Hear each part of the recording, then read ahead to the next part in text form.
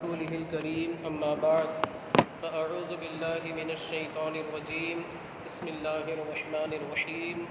إن الله وملائكته يصلون على النبي يا أيها الذين آمنوا صلوا عليه وسلموا تسليما اللهم صل على سيدنا ومولانا محمد معدن الجود والكرم وآله الكرام وابنه الكريم وبارك وسلم۔ عزیزان ملت اسلامیہ، ہم سورہ فاتحہ کی مالکی یوم الدین کی آیت کریمہ تک پہنچے تھے۔ اب آج جو تفسیر بیان کرنی ہے مختصر طور پر وہ ایاک نعبد و ایاک نستعین کی تفسیر انشاءاللہ العزیز آج بیان کی جائے گی۔ ایاک نعبد و ایاک نستعین اس کا مطلب ہوتا ہے، جو کنز الایمان کا ترجمہ ہے امام اہل سنت حضور اعلیٰ حضرت الشاہ امام احمد رضا خاں فاضل بریلوی علیہ الرحمت والرضوان نے جو ترجمہ کیا ہے وہ یہ ہے کہ ہم تجھ ہی کو پوجیں اور تجھ ہی سے مدد چاہیں، یعنی ہم تیری ہی عبادت کریں اور تجھ ہی سے اپنے کاموں کے اندر مدد چاہیں۔ عزیزان ملت اسلامیہ، اب یہاں پر آیت کریمہ، اس آیت کریمہ کے اندر عبادت کے تعلق سے ذکر کیا جا رہا ہے، بندگی کے تعلق سے۔ پچھلی آیتوں سے اس آیت کریمہ کا ربط، ایک جو کنجکشن جسے کہا جاتا ہے، ایک تعلق اور ربط کس طریقے سے ہے، تو مفسرین کرام بیان فرماتے ہیں کہ شروع میں جو 3 آیتیں گزری یا 4 آیتیں گزری، اس میں اللہ رب العزت نے اپنے 5 نام بیان فرمائے۔ آپ بخوبی جانتے ہوں گے، اللہ رب العزت نے بیان فرمایا اللہ رب، رحمان، رحیم، مالک، الحمدللہ رب العالمین، الرحمن الرحیم، مالک یوم الدین۔ یہ 5 نام اللہ رب العزت نے بیان فرمائے، گویا کہ اللہ نے بیان فرمایا کہ میں تیرا اللہ ہوں، تمہیں میں پالتا ہوں، تمہارا پالنے والا ہوں، تمہیں تمہارا رب ہوں۔ تم نے گناہ کیے، ہم نے تمہارے گناہوں کے اوپر پردہ ڈالا، تمہاری پردہ پوشی فرمائی تو ہم رحمان ہیں۔ پھر اللہ نے گویا کہ آگے ارشاد فرمایا، تم نے گناہ کرنے کے بعد توبہ کی تو ہم نے تمہاری توبہ کو قبول فرمایا اور تمہارے گناہوں کو بخش دیا تو ہم رحیم ہیں۔ اور جزا و سزا کا دن بھی آنے والا ہے، بدلے کا دن، قیامت کا دن، روز حشر، روز محشر جو ہے، جزا کا دن، سزا کا دن، بدلے کا دن، صلے کا دن، نیکی اور اچھائی جو ہے انسان نے اس دنیا کے اندر کی ہے، اس کا صلہ اسے قیامت میں ملنا ہے۔ تو وہ دن بھی آنے والا ہے، مگر یاد رکھنا مالک یوم الدین، اس دن کے بھی ہم ہی مالک ہیں، اس دن بھی ہماری ہی چلے گی اور ہمارا ہی تصرف اور اختیار رہے گا۔ اس میں اللہ رب العزت نے ارشاد فرمایا ہم تیری ہی عبادت کریں اور تجھ ہی سے مدد چاہیں۔ اب عبادت اور تعظیم کے اندر فرق بیان فرماتے ہیں مفسرین کرام کہ عبادت کا مطلب یہ ہوتا ہے کہ بندہ تعظیم کی نیت سے اور عبادت کی نیت سے، یعنی جس بندہ جس کی عبادت کر رہا ہے اسے لاحق عبادت بھی جانے۔ جیسے بندہ نماز پڑھتا ہے اور ہاتھ باندھتا ہے اور اس میں اس کی تعظیم کی بھی نیت رہتی ہے کہ میں اللہ کی تعظیم کی نیت کرتا ہوں، اور ساتھ ہی ساتھ وہ یہ بھی نیت رکھتا ہے کہ میں اللہ کو عبادت کے لائق سمجھتا ہوں، اللہ کو عبادت کا مستحق سمجھتا ہوں۔ یہ ہو گیا۔ اب تعظیم یہ ہے کہ بندہ ادب وال کر کے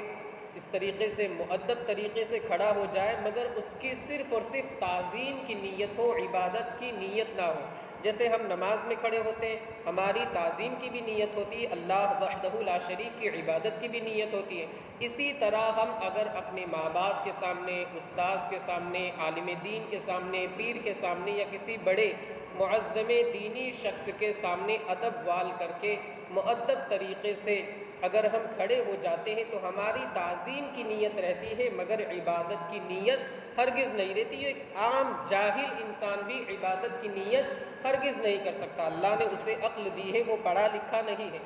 لیکن وہ بات بخوبی جانتا ہے کہ ہم اس بندے کے سامنے جو کھڑے ہوئے ہیں اس کی عبادت کی نیت سے ہرگز نہیں کھڑے ہوئے۔ کچھ لوگ اس میں فرق نہیں کر پائے اور وہ گمراہ ہو گئے۔ ان لوگوں نے کہا کہ تم مزارات پہ جاتے ہو، وہاں پر نماز میں جس طریقے سے کھڑے رہتے ہو اسی طریقے سے تم مزارات پر کھڑے رہتے ہو تو گویا کہ تم نے شرک کیا معاذ اللہ۔ حالانکہ جو بندہ کھڑا رہتا ہے اس کی تعظیم کی نیت رہتی ہے، عبادت کی نیت نہیں رہتی۔ خیر اللہ رب العزت کے ہاتھ میں ہے، جسے اللہ چاہتا ہے ہدایت عطا فرماتا ہے اور جسے چاہتا ہے اللہ تعالیٰ گمراہ فرما دیتا ہے۔ حدیث پاک کا مضمون بھی ہے من یضلل اللہ فلا ہادی لہ ومن یہدہ اللہ فلا مضل لہ ومن یضللہ فلا ہادی لہ، کہ اللہ جسے ہدایت عطا فرمائے اسے کوئی گمراہ نہیں کر سکتا، اور اللہ جسے گمراہ کرے اسے کوئی ہدایت نصیب نہیں کر سکتا، اسے کوئی بھی ہدایت عطا نہیں فرما سکتا۔ اب اس میں آپ دیکھیں کہ اللہ نے پہلے یہ ارشاد فرمایا کہ ہم تیری ہی عبادت کرتے ہیں، یہ نہیں فرمایا کہ ہم تیری عبادت کرتے، بلکہ فرمایا ایاکا، تیری ہی عبادت کرتے ہیں، یعنی اللہ رب العزت کا ذکر جو ہے وہ پہلے ذکر فرمایا۔ تو اس کے تعلق سے مفسرین کرام نے کئی وجوہات بیان فرمائی ہیں، میں 2-3 وجہ بیان کر کے آگے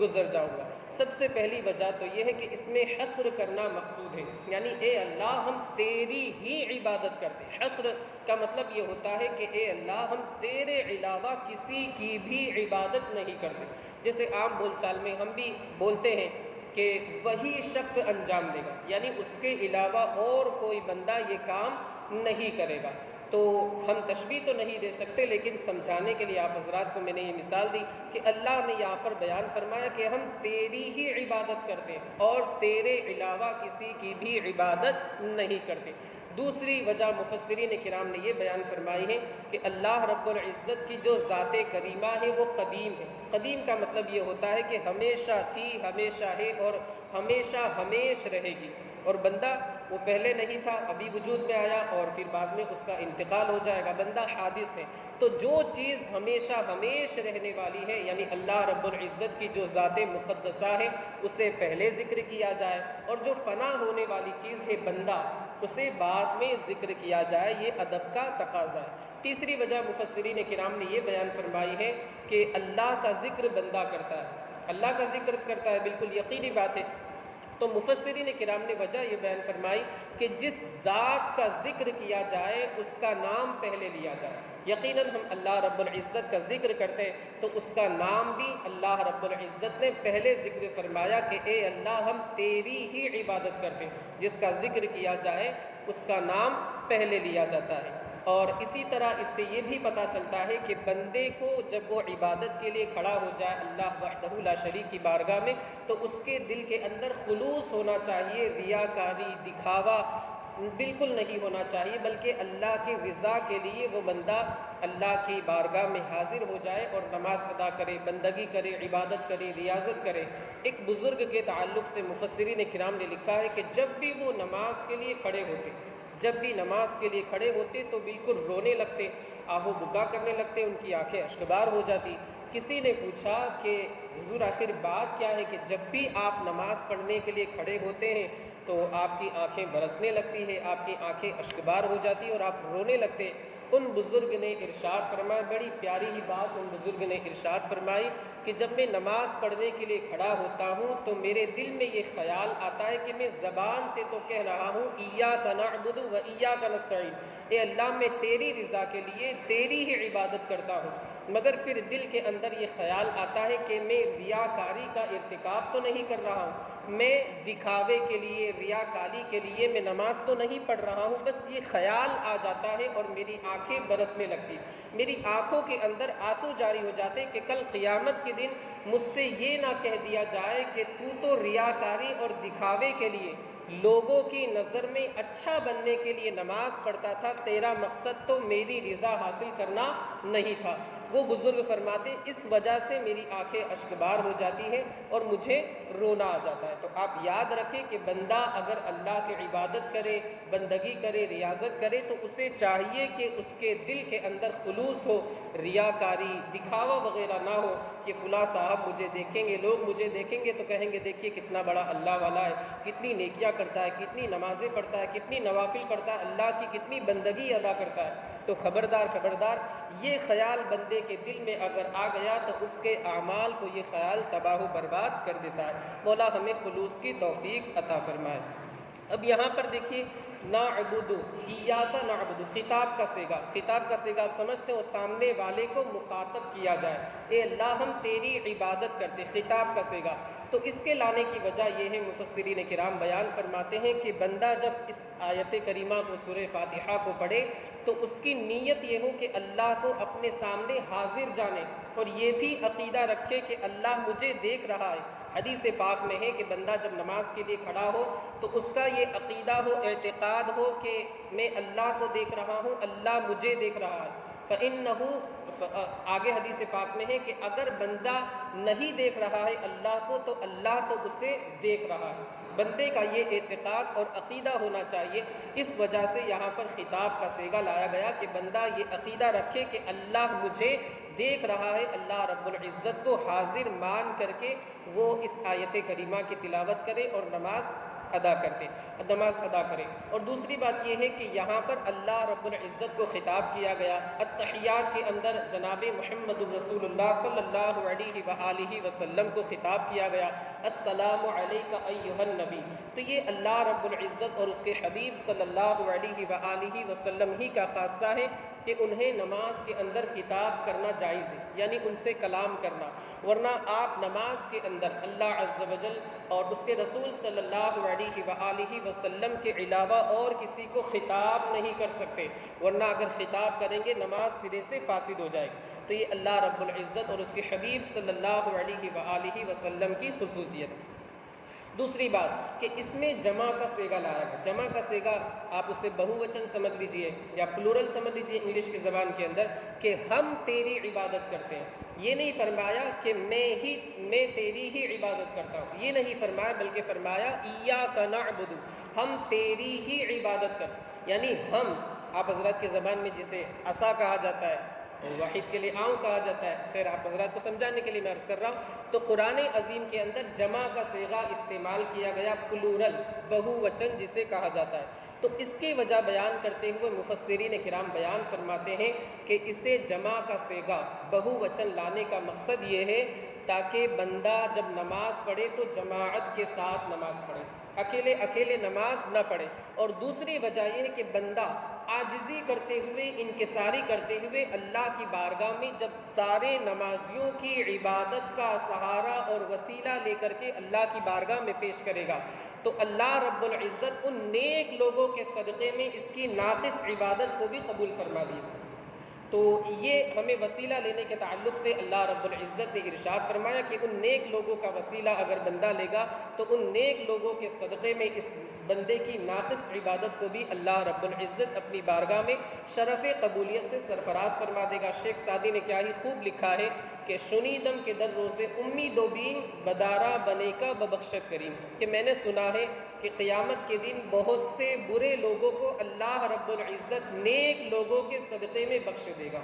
تو اللہ تعالیٰ کی بارگاہ میں دعا ہے کہ اللہ بھی ہمیں نیک لوگوں کے صدقے میں ہماری بخشش اور مغفرت فرمائے۔ ایک بات اس سے یہ ثابت ہوتی ہے، اس آیت کریمہ سے آخری بات عرض کر کے اپنی گفتگو کو ختم کر دوں، کہ اس میں ہمیں یہ تعلیم دی گئی، یہ درس دیا گیا کہ ہمیں پہلے اعمال صالحہ کا وسیلہ لے کر کے اللہ کی بارگاہ میں اپنی جو حاجت ہے اس کے تعلق سے دعا کرنی ہے، عرض کرنا ہے۔ اعمال صالحہ اور اللہ رب العزت کی جیسا کہ تعریف شروع میں ہوئی، پھر ہمیں وَإِيَّاكَ نَسْتَعِينُ، ہم تجھ ہی سے مدد چاہیں، یعنی اللہ کی بارگاہ میں نیک اعمال کا یا کسی مبارک شخصیت کا وسیلہ لے کر کے ہم اپنی جو حاجت ہے اس کی تکمیل کے لیے دعائیں کریں۔ یہ اللہ رب العزت نے ہمیں خود اس کی تعلیم دی ہے۔ چھٹے پارے میں اللہ رب العزت سورۃ المائدہ میں ارشاد فرماتا ہے، یا ایھا الذین آمنوا اتقوا اللہ وابتغوا الیہ الوسیلہ، اے ایمان والو اللہ سے ڈرو اور اللہ کی بارگاہ میں وسیلہ تلاش کرو۔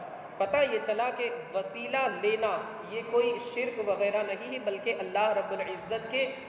مقدس فرمان کے اوپر عمل کرنا ہے۔ ایک صحابی رسول حضرت عثمان بن حنیف سے روایت ہے، سنن ابن ماجہ کی حدیث پاک ہے، ایک نابینا صحابی بارگاہ رسالت میں آئے، عرض گزار ہوئے کہ یا رسول اللہ علیہ الصلاۃ والتسلیم، میں نابینا ہوں، مجھے دکھائی نہیں دیتا، مسجد تک لے جانے والا کوئی نہیں، میری حاجت کے لیے مجھے باہر جانا ہوتا ہے تو مجھے راستہ دکھانے والا کوئی وقت پر ملتا نہیں ہے، تو دعا فرما دیں، اللہ کی بارگاہ میں آپ دعا کر دیں کہ اللہ مجھے آنکھوں کی روشنی عطا فرما دے۔ تو اس وقت آپ یاد رکھیں آقا کریم نے یہ ارشاد نہیں فرمایا کہ اللہ کی بارگاہ میں جاؤ، اللہ سے دعا کرو، سجدہ کرو، نماز پڑھو، تم میرے پاس کیوں آئے؟ بلکہ اللہ کے رسول صلی اللہ علیہ وآلہ وسلم نے وہ دعا ایک تعلیم فرمائی، ایک دعا ارشاد فرمائی، ایک دعا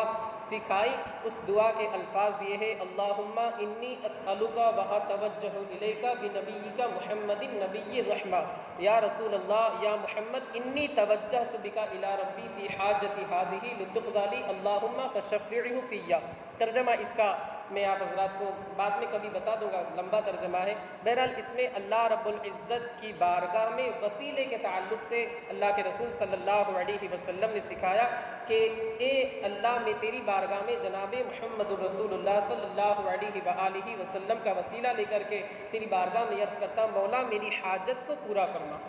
راوی بیان کرتے ہیں کہ وہ صحابی رسول دور گئے مسجد نبوی کے اندر، انہوں نے نماز پڑھی اور نماز پڑھنے کے بعد یہ دعا کی: اللہ رب العزت نے اپنے حبیب پاک کے وسیلے سے انہیں آنکھوں کی روشنی عطا فرما دی۔ تو بزرگان دین کے صدقے میں انبیاء کرام اور بالخصوص جناب محمد الرسول اللہ سرور کائنات صلی اللہ علیہ وآلہ وسلم کا وسیلہ لے کر اور آپ کا صدقہ مانگ کر کے بندہ دعا کرتا ہے تو یقیناً اللہ رب العزت اپنے بندے کی دعا کو شرف قبولیت سے سرفراز فرماتا ہے۔ یہ آج ایاک نعبد و ایاک نستعین کی مختصر سی تفسیر تھی۔ مولا عز و جل ہمیں اس پر عمل کرنے کی توفیق عطا فرما۔ مولا عز و جل جو کچھ بھی اس میں بیان ہوا، اس کے بیان کرنے میں مجھ سے لغزش، غلطی، خطا ہوئی ہو، اپنے حبیب کے صدقے میں اسے معاف فرما۔ مولا عز و جل ہمیں قرآن عظیم پر عمل کرنے کی توفیق عطا فرما، ہمیں قرآن عظیم کی تلاوت کرنے کی توفیق عطا فرما، اس کی برکتوں سے ہمیں مالا مال فرما۔ مولا قرآن عظیم کو ہم تمام کے لیے دنیا اور آخرت میں نجات کا ذریعہ بنا۔ مولا ہمارے ان بھائیوں نے درس میں شرکت کی، انہیں جزائے خیر عطا فرما، ان کی مشکلات کو آسان فرما، ان کے کاروبار میں، تجارت میں، رزق میں خوب سے خوب تر برکتیں عطا فرما۔ وصلی اللہ تعالی علی خیر خلقہ ونور عرشہ سیدنا مولانا محمد وعلی آلہ واصحابہ اجمعین برحمتک یا ارحم الراحمین۔